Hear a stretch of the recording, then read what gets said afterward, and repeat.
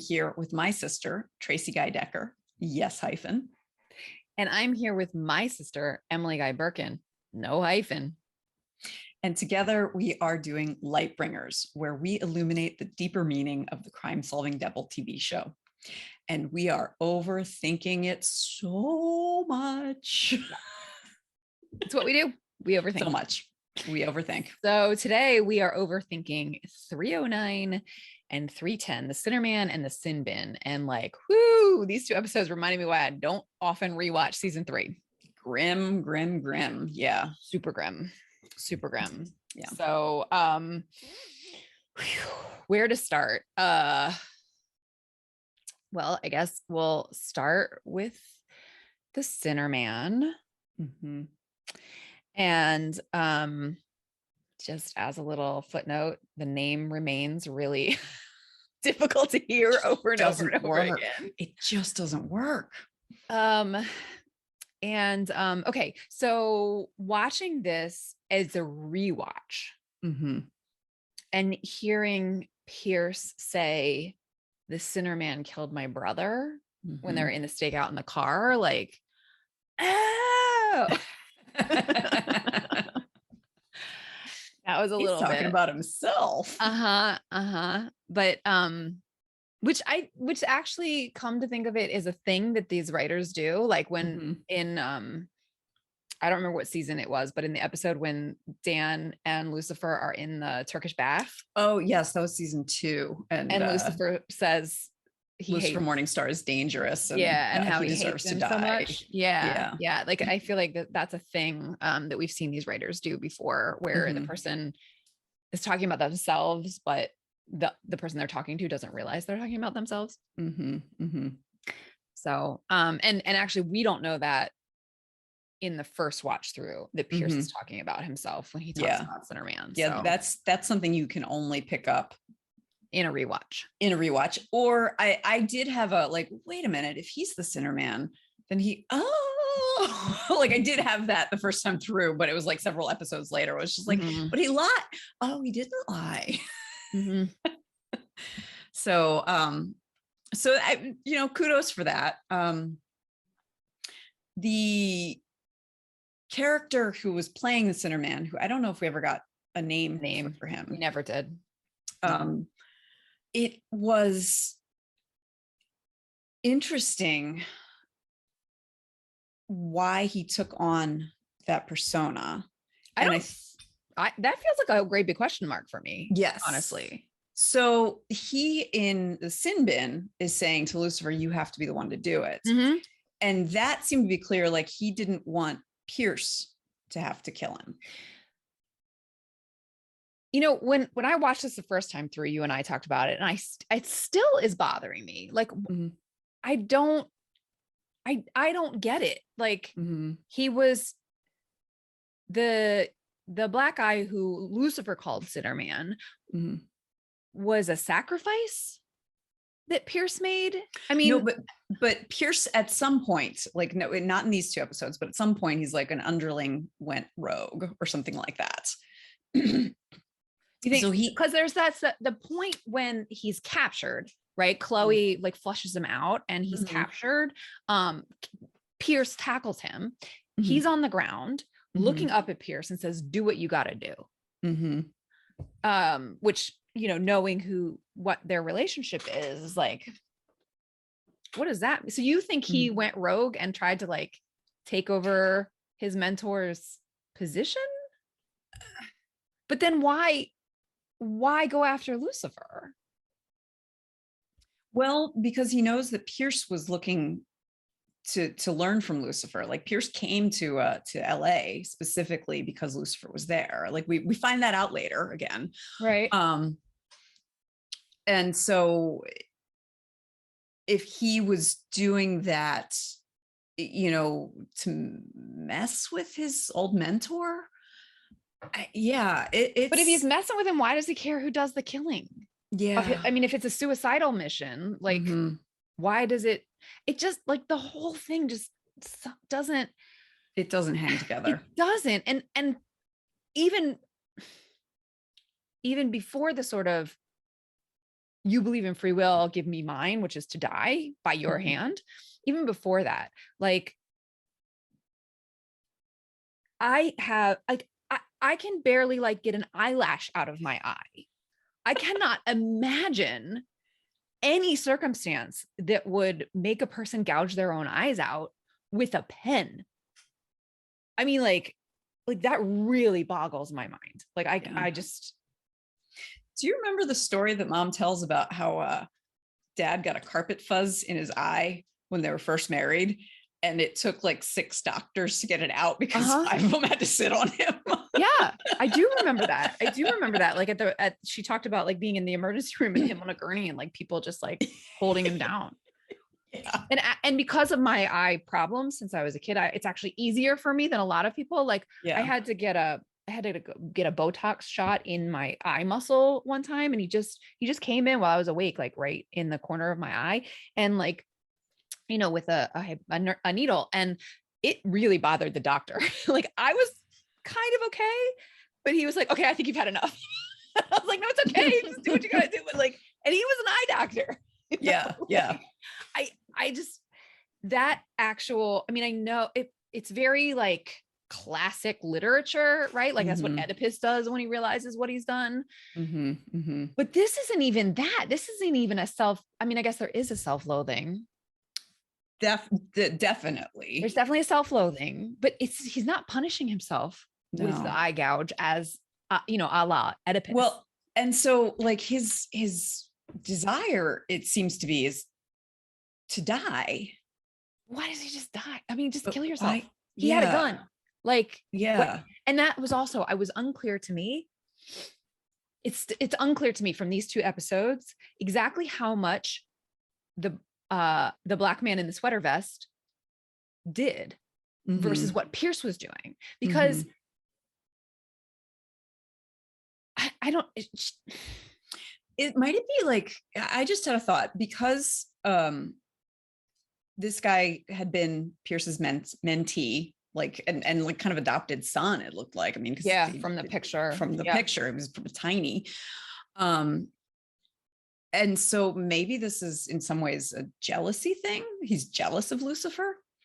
Oh, because Pierce is now trying to figure out Lucifer and not paying attention to this kid. He's not a kid anymore. He's 40. His 40s. Yeah. Yeah. Maybe. But then like the whole chronology doesn't quite make sense, because he was successful in trapping Lucifer, like potentially forever, didn't count on Maze. Right. And then the girl, Maggie with the reservoir becomes apparent. No, that becomes apparent before he's let out or after? No, so she was kidnapped while he was in jail. While he was in that meat packing. Yeah. So he didn't, so then that plan doesn't hang together. Right? Unless he had ways of getting information, like, I'm willing to give the benefit of the doubt that he had contacts to like send a message even while he was in jail, because all it needed was a message. True. Oh, you're saying while the Sinnerman was in jail. Sinnerman was in jail. Was Lucifer, no, but Lucifer wasn't in the meat packing plant when the girl was. So when in the chronology, when did Lucifer get out versus trying to track down Maggie's location? I think, well, because I think what happened was, so he got lured into the meatpacking thing. He gets out in time to see the video. The video. No. He gets it to see Pierce and Chloe apprehend. Right. Because he calls, and that's how she knows what he looks like, because he calls and says what he looks like. Right. Yeah. And so, and I think it's that evening that Maggie Cole is kidnapped. Yeah. Right. Okay. I'm with you. So here's the thing though. He must have known that Lucifer wasn't actually going to remain in the meatpacking plant. If the plan was to have Lucifer abduct him Well, but the thing is, I'm thinking that was his backup plan. That was that's the plan he came up with while he was in holding. And he got a message to Maggie Cole, like, all right, you have to do this. Oh, I see. So like he came up with that on the fly. But frankly, the fact that you and I have to sit and go like, wait a minute, what? Like I was even like, as I was thinking of prepping for our conversation today, I was even thinking about like, was he even actually the trigger man? Or was it like, because Pierce like shows up after, and we do hear gunshots, but we don't actually see him shoot the mob guys. So did Pierce like shoot the guys and then come back out and meet her with food? Is that possible? Like, because like the black guy in the sweater vest like didn't look like big enough to do the horrible things that were done post-mortem to the two victims. Yeah. Although I guess I don't know. I don't want to think about that. So, okay. You know what? That's interesting. It didn't occur to me. I thought that everything attributed to the Sinnerman in these two stories were the black guy in the sweater vest. But if they were Pierce, and actually if it was Pierce who did the Maggie Cole thing, so in order to make sure that his adopted son got out. So if Pierce, because he is the actual Sinnerman, and apologize for the spoilers, I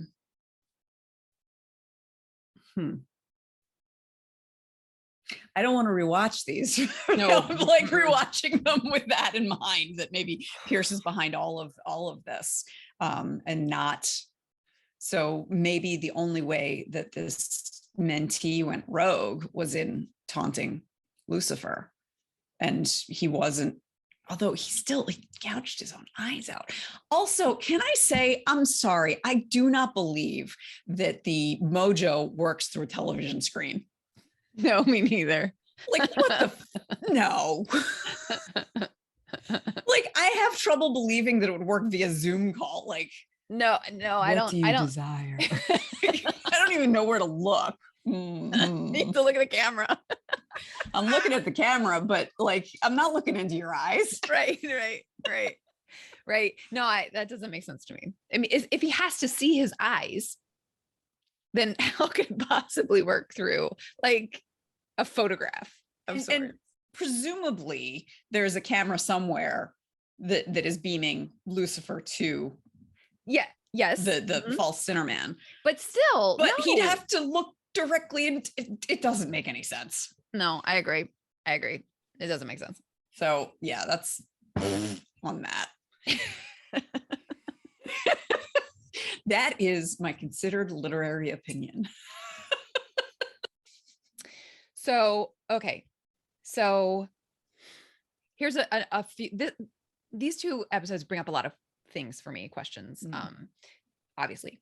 Another one was like Chloe's hunch that Lucifer would have taken him to the property with the best view.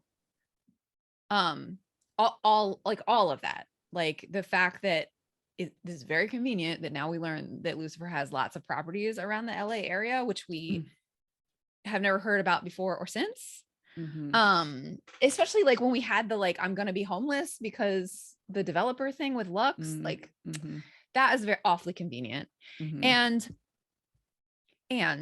like Chloe saying like, I know where they went, because that's the kind of like irony or whatever, that's not the word that she uses. Like, it makes sense that she would know Lucifer that well, but the actual conclusion, like, I don't see it with the Lucifer that we know for 2 seasons and a little. Like, I actually don't see that. Like, it sounds really good. And he did say, imagine being in LA and not being able to see the sunset, but I could see that being like, he doesn't even realize that that's why he did this, but she does, if you know what I mean. Yeah, like, maybe. I don't know. You know how they didn't sell it to me. They didn't connect the dots in a way that made sense. Yeah. That didn't bother me as much. I mean, it was just like, whatever.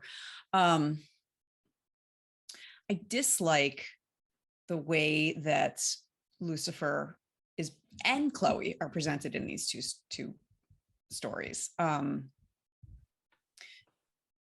Because, well, for one thing, like Lucifer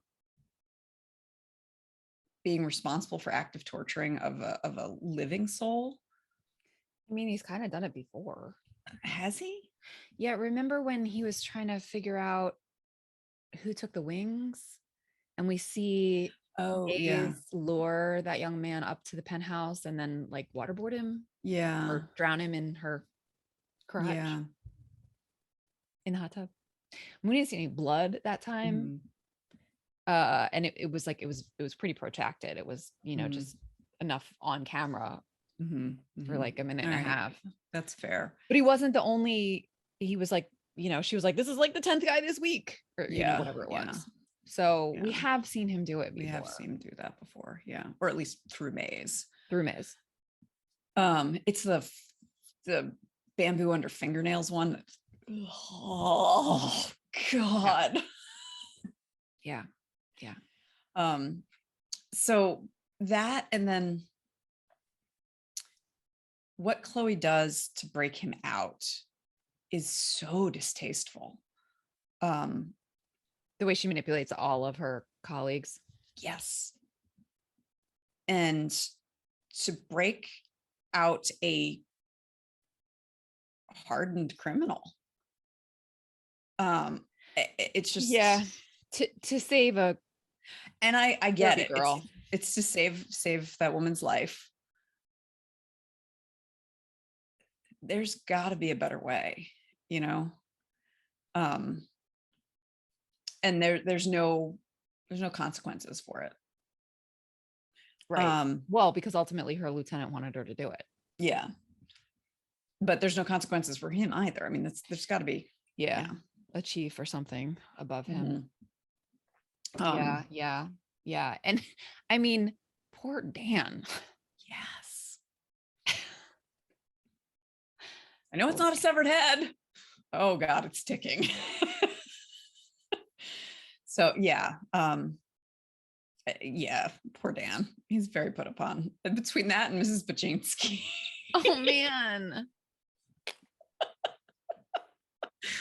Which I have to say, I am very sympathetic to the, like, I was going to call Mrs. Baczynski, but I can't keep track of these random days off of school. Like, I feel my God, that. right? Yeah, yes. that was plausible. Like, that was friggin' plausible. I totally understand how that happens. Like, the eye gouging, no, but the random day off of school, no babysitter, I get that.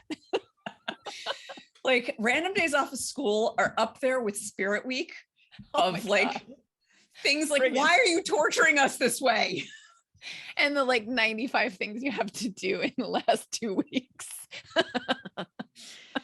Like, yes, the children are expected to come to school dressed as a rhinoceros week, and make sure that they have a slice of Hawaiian pizza with them to give. I mean, it's like, I can't keep track. Yeah. They didn't make our parents do this in the 80s. Either that or we were just always the odd kids out. I don't remember. I don't know. So anyway, that was so completely plausible and reasonable. And I love Trixie and Charlotte. That was adorable. I have to say, Trixie would not be such a cheerleader for her parents' love lives. Nope. It's cute in the TV show, but it's adorable, but it ain't how it works. That ain't how it goes. Yeah. No. Yeah. Although that you are the best wingman ever. Yeah, great line. To her. It's great line. Yeah. So I'm gonna overthink, since you brought Charlotte up. And since our last episode we talked about the propaganda, like, this notion that defense attorneys are the bad guys is fucked up. So fucked up. Like, and she's on the prosecution, so now she's a good guy. A good guy. Yeah. Oh my God. Talk about fucking propaganda. I'm sorry I'm cursing so much. It's okay. It's worthy of cursing. I missed it the first time around, maybe because I watched them so fast. But yeah. And there's the halo effect too of like this is the protagonist and they are good. So therefore what they do is good. And I know that I have accepted real bullshit from various characters because of that kind of halo effect. When I it's not until like later or even years later that I go like, oh no, it's not okay that I liked that. Yeah, that really stood out to me. That stuck. I think because the first time around, I just heard like she's not getting mob bosses off anymore. Instead, she's actually going after the real bad guys. But this time they actually used the phrases. I heard they use the. I mean, it's obviously the same piece of video, but I actually heard defense and prosecution in ways that I was just glossing over the first time I watched. And now I'm like, whoa. Yeah. Whoa. Yeah. It's not. Well, and even the, what is it? Frankie the Knife? Was that his name? The mobster's reaction to seeing her. And like, he's like, how are the kids? And like, I have no doubt that guy did shady stuff, but he's also a human being who really loved that kid who died, like, and the kid was a kid who, I don't know, maybe he'd seen Scarface too often. I don't know, like decided that he wanted to do this, which I can't imagine having that ambition, but like, he was just, he's a kid. And so like having someone like Charlotte defend him, it's just as necessary, like, I mean, that is how our judicial system works. Like, right. Like some of our presidents actually, created that for us. John Adams defended the British guy who, I don't remember the details of the case, but like defending the accused is actually essential. Cornerstone. Yeah. It is. Yeah. You and can't skip remembering that part. Well, and we were given like immediate reminders of the fact that the person that she would be defending is a human being. Yeah. Who cares about people. And like, there's actually we don't see him do anything nefarious in the whole 2 episodes that he's present. But only one, because he's dead. Because he dies in the first one. Yeah. And like, that's the other thing is like, I don't think I realized first time I watched this that all of the guys in there were dead. Yeah. Like, I think I must have, but it just glosses over so quickly. I'm like, those are all people. The body count's pretty high in that one. Yeah. So okay, not our favorite episodes. Definitely not okay. So Linda and Amenadiel. Yes. And also let's talk about Maze a little bit. Not great episodes. I love the conversation between Maze and Lucifer through the closed door. Oh, so, like, you were trapped in there. Like, of course I was. Oh man. And Ellis's delivery when he's like exasperated, but knows he needs to like do this together. Like, tell me what's going on. And the way that the cinematography of it too, because to show us that they are on either side of a closed door, like the camera only holds the one at a time, which is really, I don't know, it was really effective. That was a great scene. Yeah. It was a great and scene. I also appreciated that he gave her good advice. And like, granted, it's the advice he always gives is like, what is it you desire? But yes. And I mean, his point, like, so you don't want him, so he can't have anybody else, like pointing that out is like, that's actually pretty big of Lucifer in terms of, because like his whole, like, what do you want? Like has the capacity to turn people into objects. But that statement actually grounded Amenadiel's personness. Agency. Yeah. and not objectness. Yeah. So. And it helped Maze get to the point where it's like, you know what? It's not that he's seeing someone, it's that he's seeing my best friend. And that I just, it feels weird to me. And that's understandable. That's a reasonable, I mean, it's been so long since I dated anybody, but I'm just trying to think. Like, oh man, old married ladies. We are such old married ladies. All I right. don't know. If my husband and I got divorced and my best friend and her husband got divorced, it would feel weird if my now ex-husband started dating my best friend. I can't see that happening. Totally out of character for both of them. Both of them. Like not each other's type at all. No. She's also about to be ordained as an Episcopal priest, which is awesome. Okay. Completely unrelated. Okay, so there's that, and then Amenadiel and Linda. That feels like it makes sense. I feel like they built up to that romance very nicely, really beautifully. Like the scene with the two of them on the beach, which was very intimate, but not sexual, not romantic or sexual in any way. Yeah. That just make it. Yeah, I think they built it in a way that I believe it. Like a lot of times in these ensembles, when the new pairing, you're like, oh, why'd you run out of ideas? But these two actually, it makes sense. I will say, I really wish they had come up with a better joke from Lucifer for everyone to be laughing about than Angel School. Yeah. Cause that was just like, it wasn't that funny the first time. And then it's repeated twice more. Yeah. And it's just like, you couldn't, seriously, you guys are really good. Come up with a better joke. Yeah. Yeah. So, that ensemble thing where like you have a sudden pairing, it feels like they've got a wheel of romance and it's just like, spin the wheel. Who's up next? And but this isn't like that. No, they grounded it. They built which it. makes me think that they had the things that come later. They planned. Amenadiel and Linda, they planned ahead of 4. Yeah, I think so too. Yeah. I do want to say, and this is completely unrelated to Lucifer, but I went to a roller derby boot camp.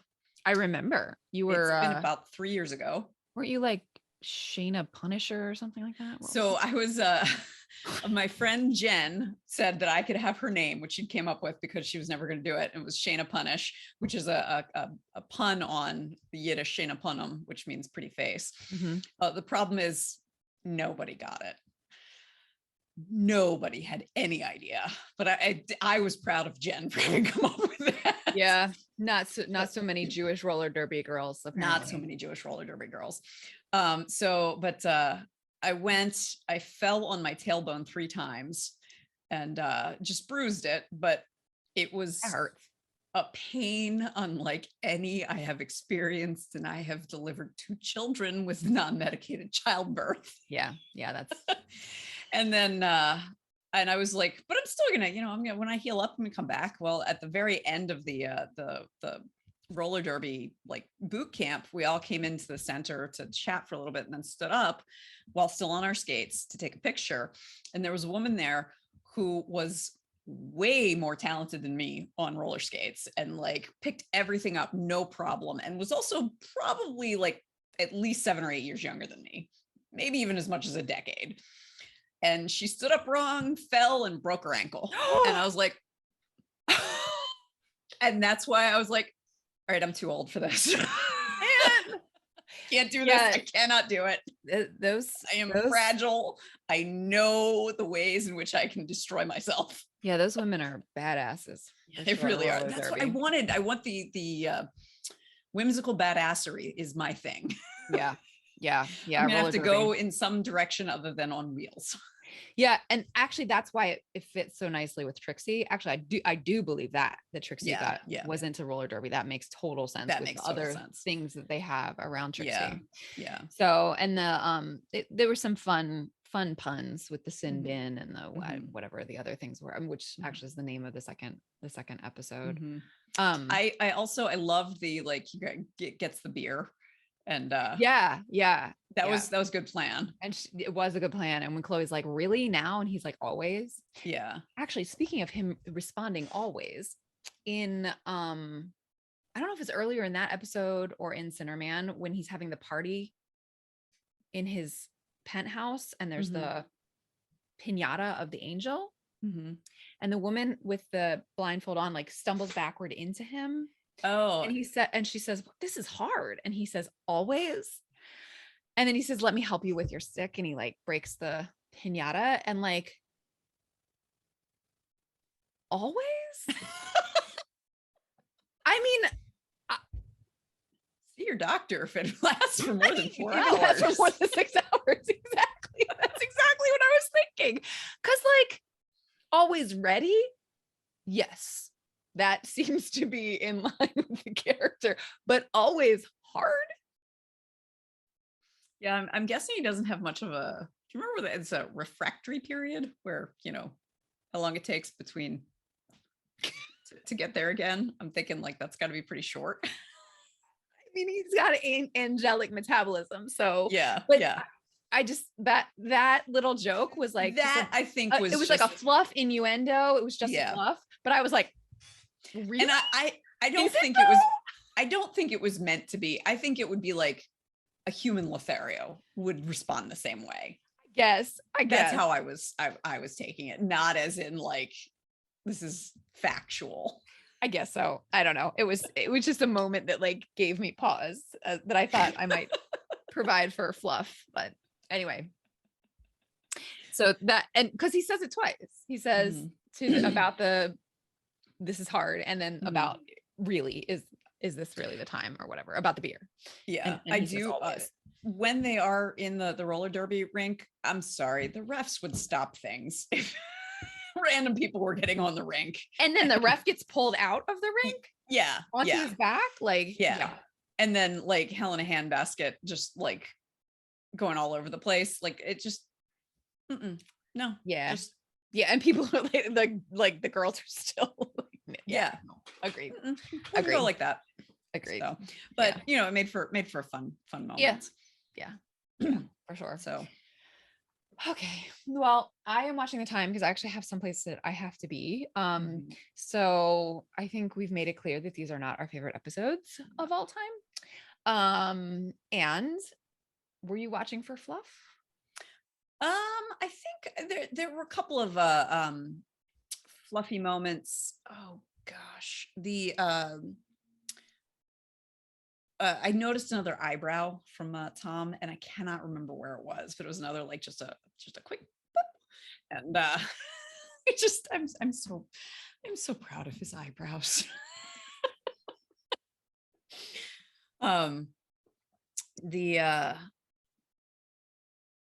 The other fluff is the Amenadiel and Linda, where like they kiss and she says, I can't. It's a mistake. And he's like, yeah, it's probably a bad idea. And then they kiss again. And then he apologizes and then they kiss again. Yeah. And I was just thinking about how like, I don't know, there's something super hot about that, about it just being like, but we can't. Yeah. Well, we've been socialized. We've been socialized for that to be hot. The sort of forbidden romance. Yeah. Yeah, for sure. So, the fluff for me is an overthinking it fluff is about Ella. And her, like when she's trying to get Pierce to open up to her about the dead brother. And clearly, well, so you say that Boo Normal, which is one of the bonus episodes of this season, was actually from 2 and got pushed forward. And that's why it's bonus. But I don't think they had that in mind when they wrote that scene, because she's like, my dog when I was 8. But we learn, sorry, spoilers. We learn in that episode that she was in a terrible car accident as a young person and almost died. And like, I just assumed that somebody did die. Maybe that's actually there. We'll get to it. And maybe I'm misremembering, but I don't know. It just doesn't seem like the corgi would have been the story that she told. It was just too like, and her like tough as nails, street cred, Detroit, like I don't think the corgi would have been the story that she told to try to get him to open up about his brother. Yeah. So that was just a little bit of fluff. And Amy Garcia's delivery of feeling rejected when he says, Lopez, just stop talking, which is what makes Lucifer say, what's going on here? Something's weird. Amy Garcia's like, I don't know, the way she shuts down and kind of like looks around to see if anybody notices. I felt it. I was there with her in that rejection. I actually, I wanted to bring up that moment too, just because, we've talked about how Tom Welling is a little wooden. That I felt him too, now knowing why he reacted that way. Cause like he'd just been responsible for the death of someone who we considered a friend. And so like, it is completely comprehensible why he would snap. And you can feel that in his delivery, and that like, I just don't have anything for this right now. Please stop. And so like, not that I feel for Pierce, but just that I appreciate the acting in that scene on both sides. Did we see his tattoo prior to these episodes? Prior to these episodes, I don't know. I mean, they make a point of pointing it out when they're walking to try and find Maggie, and and we see it also when he's carrying that table and Chloe's standing there drooling. Is that what she's doing? I didn't think she was drooling. I thought she was like, wait, he said his side still hurt from the gunshot, and now he's carrying a fucking table. What the hell's going on with it? That's what I saw. I thought it was because like his arms look great. Oh, I saw confusion on her face rather than lust. Because at this point she's like annoyed with him. He denied the personal day without having even considered it, or didn't deny it, but like put her off. And then like made her feel guilty about or in the opposite order. First he made her feel guilty about the gunshot. It still hurts like hell, or whatever he said. And then like brushed her off when she asked for a personal day, which in her mind, she never asked for. I mean, she told us as much. So when I saw him walking with the thing, I was like, he has a gunshot wound to the torso and he's carrying a table. Like something isn't right here. That's what I saw on her face. I am cursing a lot today. I am really sorry, folks. I don't know what you're talking about. Yeah, I think part of it, because I watched the previously on. I usually don't, but the previously, and so they were really focusing in the previously on the like Ella being like, he's into you. Yeah. And so it felt like they had set it up for it to be. So I also watched that, and I saw that more as like seeing him pursuing her, not the other way around. Like when he shows up at the stakeout with food. With the food, yeah. Or when he ends up being the one driving the van, the bomb squad van, like that, and not giving her a heart. Like that felt more like they were asking us to see him pursuing her, not necessarily the other way around. But yeah. Oh, one last thing. Okay.